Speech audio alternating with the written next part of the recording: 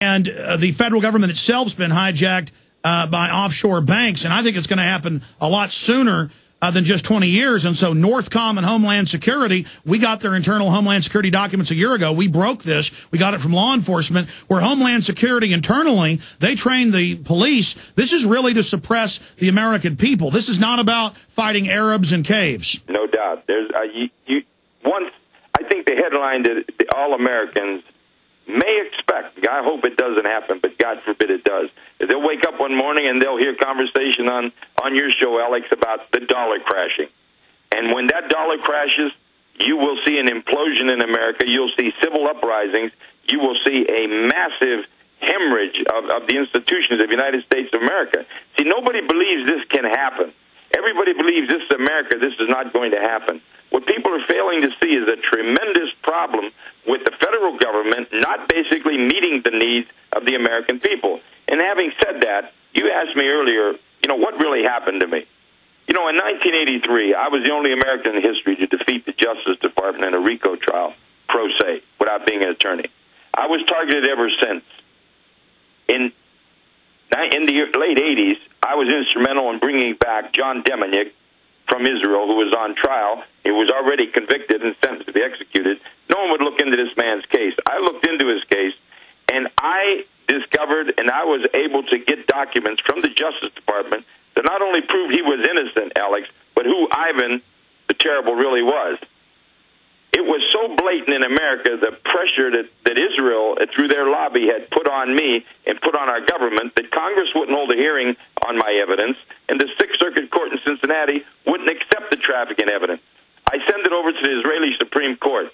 I did a live interview with Brian Gumbel on Today's Show by satellite from Jerusalem, and I basically said, they put this innocent man to death. Israel's going to lose upwards of $20 billion a year from the American taxpayers. And Brian Gumbel jumped in. He says, well, what do you mean? They only get $3 billion. I said, Brian, that's only foreign aid. No one's looking at loans converted to grants, economic assistance, military assistance. And I am telling you that the American taxpayer is shipping over $25,000 for every man, woman, and child in Israel every year.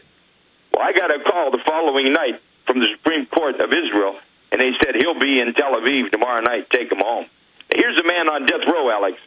But when that happened, I had a bullseye on my back like you couldn't believe. I had the IRS and the Justice Department already after me, and I had the most powerful lobby in America, a lobby that controls much of the foreign policy of the United States. Now, I'm being branded a bigot and an anti-Semite for saying it, but let me tell you something. There's only one entity that should control the Congress of the United States, and that's the American people. And people won't even whisper the truth about what's going on behind the scenes in Washington. The country's in a free fall, Alex. We're in trouble. Well, I want to continue down this line because you had never been an enemy of Israel. You simply defended an innocent man, and even the Supreme Court looked at the evidence and let him go, and now they've grabbed him again and hauled him away. I mean, it's just a complete and total witch hunt. And now you have all these top professors coming out and pointing out that the Israeli lobby and Israeli newspapers brag that they control a lot of Congress. And you have Rahm Emanuel in the White House, who's an Israeli government agent, was in their military in the Gulf War. I mean, you're only saying what much of the evidence shows.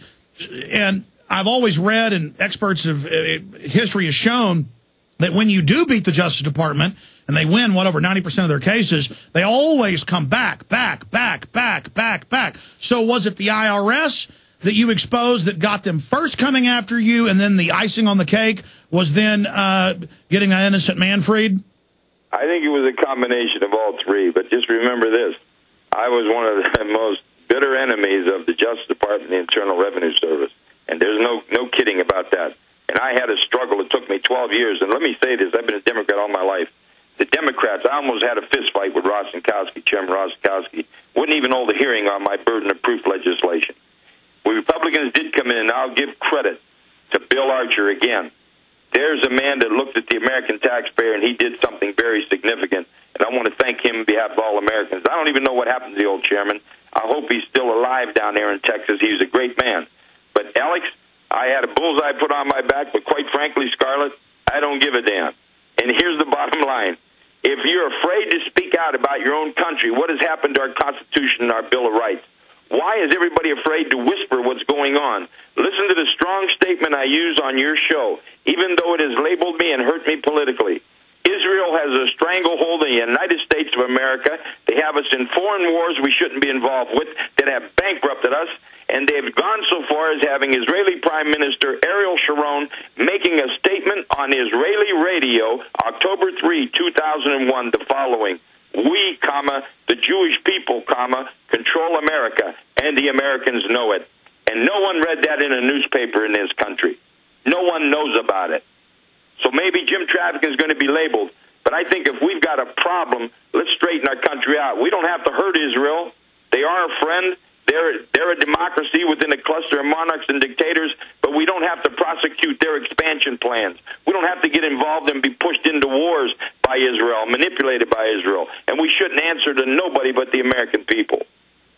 Well, look at Ron Paul. I mean, he says cut off foreign aid to everybody. We are going bankrupt, and they call him an anti-Semite, though he wants to cut it off to Africa. He wants to cut it off to Egypt. He wants to cut it off to Iraq. We can't pay this bill anymore.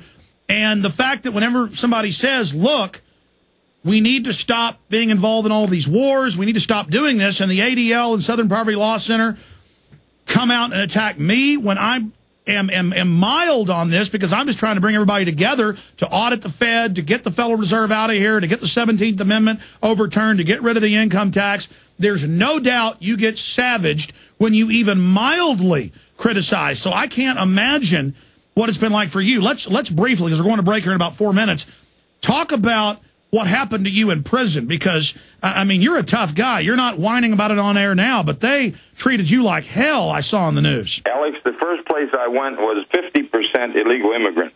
And keep this in mind for the people of Texas specifically. Jim Traficant was a congressman who passed on the House floor utilizing our soldiers on our border. You know, we're guarding the borders in the Mideast, we're guarding borders all over the world. Our troops are going for lunch over in Italy and going for the theater in Germany, and our borders are wide open. See, I was labeled a bigot because here's my position on immigration, Alex.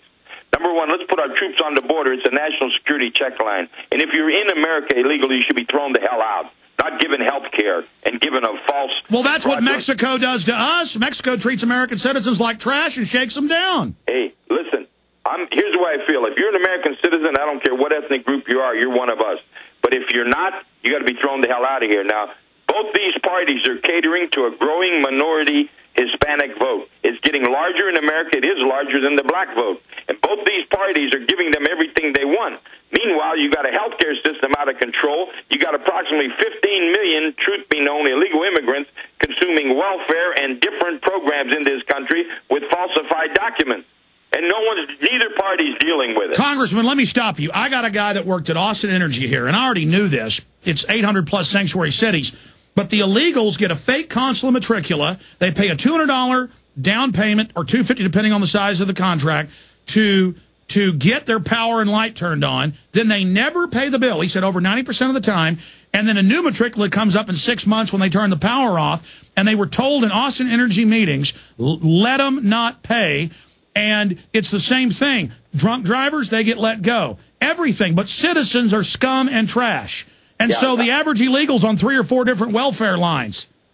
Alex, it's so out of hand that it's a joke, and it takes me to the national health care bill. My God, America needs a health care bill, but there's deserving people who need some assistance. But you've got about 15 million illegal immigrants who are going to be involved in this thing, and the American people are bankrupted. We've already destroyed companies and thrown them out. It's driven them away. We're going to destroy more. I don't think there's any common sense right now in Washington, and I think Washington is manipulated, and Washington is obstructed by outside forces and being very much manipulated.